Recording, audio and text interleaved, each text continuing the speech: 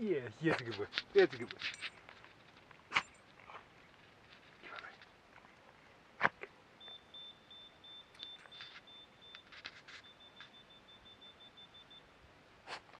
Hey cycling community, this is Steve Grusis, the Cycling Greek. It's the day after a big ride. What are you going to do today? You have a lot of options. One of them is don't do anything, just lay around. I really wouldn't suggest that one. Second option, and again dependent on what you did the day before and how you're feeling and where you are in your training program, is to go out and just have a nice brisk walk. Go for a hike. Something low intensity, something low impact. Another option is to get on your bike, which is what I'm going to do today. I had a big ride yesterday, my longest solo ride post AFib. A couple options are to go on a nice endurance ride for maybe an hour, 90 minutes. The second, and again depending how I'm feeling, and I'm feeling actually pretty good, is to go do some sweet spot training for 1 hour. Often I start off with good intentions, I'm feeling good, I get on the bike, and my legs just aren't responding. That's okay.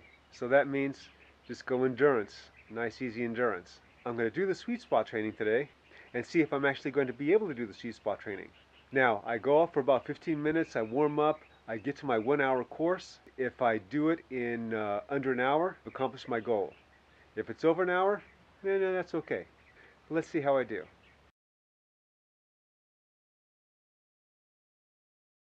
Now that was a good workout. It was quite possible I was going to have to change the workout around, especially because of the conditions out there. My original intent was to do 1 hour of sweet spot training. Okay, so I thought that when I first started off with all that wind, I was just going to do 1 hour endurance, but I was able to maintain it. I kept the intensity the same, and that was key. You know, the wattage isn't up there because I used quite a bit of wattage yesterday, or had that long ride yesterday, but the intensity was there, and that's important. Not only that, I was doing lower SLFRs. So you have the SFRs, which are slow frequency rotations. This is semi-low. So in the wind, I was doing about 70, and when I was in that tailwind, I was doing about 80. Keeping it relatively low. You want to build muscle. You've got to work those movements that are going to be beneficial to whatever sport that you're doing. And not only that, I'm not just pedaling from my legs, I'm pedaling from my hips. Use that hip as a joint. You got to do that mind-muscle connection, that neuromuscular connection. So you're not using your quads to press down, your hamstrings to pull back. It's from the hip. That's where the hinge is. The hip is going to move the leg, which is going to move the pedals.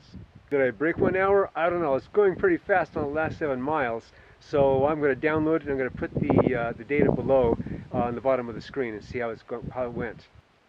Doing that second day of riding is beneficial. Gets the blood going in your system, gets the blood going in your legs, helps to solidify the gains you made the previous day. Also helps you get used to riding 2 days in a row for those races that you have, like a road race on one day and a crisp on the next day, that type of thing. Remember, you got to protect your adrenals. Don't ride when you're super tired. Go for a walk. Worst case, just take a nap. I hope you like this video. I hope you found it beneficial. Remember, comment, like, subscribe, and share this. The Cycling Greek.